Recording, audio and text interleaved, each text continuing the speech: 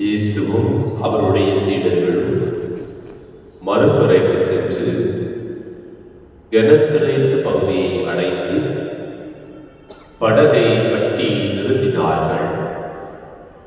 அவர்கள் படகை விட்டு இறங்கிய உடனே மக்கள் இயேசுவை இன்னார் என்று கண்டுணர்ந்து அச்சுற்றுப்புற பகுதி எங்கும் ஓடி சென்று அவர் இருப்பதாக கேள்விப்பட்ட இடங்களுக்கெல்லாம் நோயாளர்களை படுக்கையில் கொண்டு வர தொடங்கினார்கள்.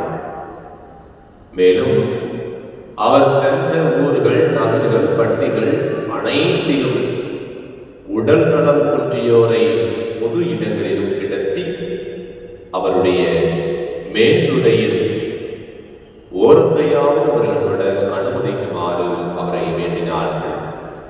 அவரை தொட்ட அனைவரும் நலமடைந்தனர். ஆண்டவரின் அருள்வாக்கு. இயேசுவே உமக்கு புகழ்.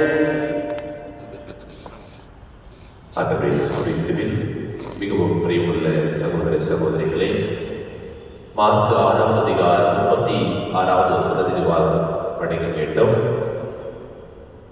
ஆண்டவரை தொட்ட அனைவரும் நலமடைந்தனர். அன்பிற்குரியவர்களே, இதே முதல் வாசகத்தில் சாலமோன் ஆண்டவருக்கு ஒரு ஆலயத்தை கட்டுகின்றார், ஒரு கோவிலை கட்டுவதை பார்க்கின்றோம். அந்த கோவிலில் திரு தூயகத்தை, அந்த உடன்படிக்கை வேலையை அந்த கோவிலில் கொண்டு வருவதை பார்க்கின்றோம். நற்செய்தி வாசகத்தில் ஆண்டவர் இயேசு கிறிஸ்து வீதிகளில் செல்லுகின்றார். அவரை தொட்ட அனைவருமே குணமடைகின்றார்கள். அன்புக்குரியவர்களே, சில நேரம் நாம் ஆண்டவரை ஒரு இடத்தில் இருக்கின்றார், அந்த இடத்திற்கு நாம் அனைவரும் சென்று அவரிடம் செவிசாய்க்க வேண்டும், அவருடைய வார்த்தைக்கு செவிசாய்க்க வேண்டும், அவரை கண்டுகொள்ள முடியும் என்று நினைக்கின்றோம். ஆனால் பல நேரம் மறந்து விடுகின்றோம். ஆண்டவர் இயேசு கிறிஸ்து நற்கருணை வடிவாக ஒவ்வொருடைய உள்ளத்திலே இருக்கின்றார். அதைத்தான் பவுலடியார் சொல்லுகின்றார், நீங்கள் ஆண்டவர் வாழும் இல்லங்களாக இருக்கின்றோம். நாம் அனைவருமே நம்முடைய உடலானது ஆண்டவர் தங்கி வாழ்கின்ற இல்லமாக இருக்கின்றது. ஆண்டவர் நம்மோடு உடன் இருக்கின்றார். நாம் அந்த ஆண்டவரை கண்டுணர்கின்றோமா? இன்றைய நற்செய்தி வாசகத்தில் பார்க்கின்றோம், ஆண்டவர் செல்லுகின்ற இடங்களெல்லாம் பல மக்கள் வந்து அவரை தொட வேண்டும், அவர் என்னுடைய நோயை குணமாக்க வேண்டும், அவருடைய ஆடையை தொட்டாலே போதும் நான் குணமடைவேன் என்ற நம்பிக்கையோடு அவர்கள் சென்றார்கள், தொட்டார்கள், குணமடைந்தார்கள்.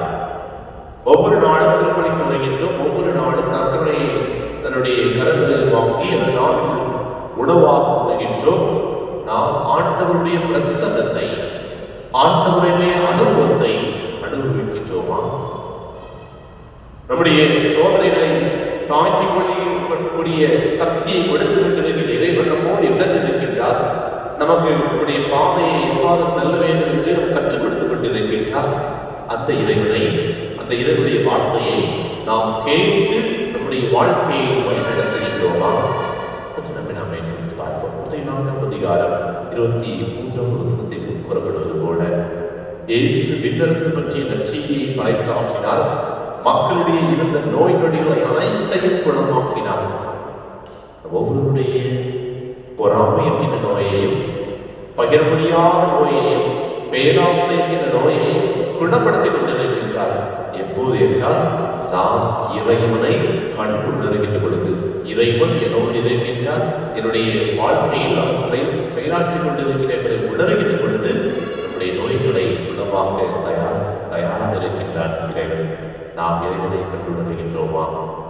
இந்த திருப்பலி வழியாக அந்த இறைவனை கண்டுணர்ந்து இறைவனுடைய ஆசீர்வாதத்தை நாம் பிறருக்கு அளிக்கக்கூடிய ஆற்றலை இறைவன் நம் ஒவ்வொருவருக்கும் கொடுக்க வேண்டியதற்காக இந்த திருப்பலியில் சிறப்பாக ஜெபிப்போம். இறைவனுடைய ஆசீர்வாதமும் இறைவனுடைய அருளும் நமக்கும் நம்முடைய குடும்பத்திற்கும் எப்போதும் இருப்பதாக.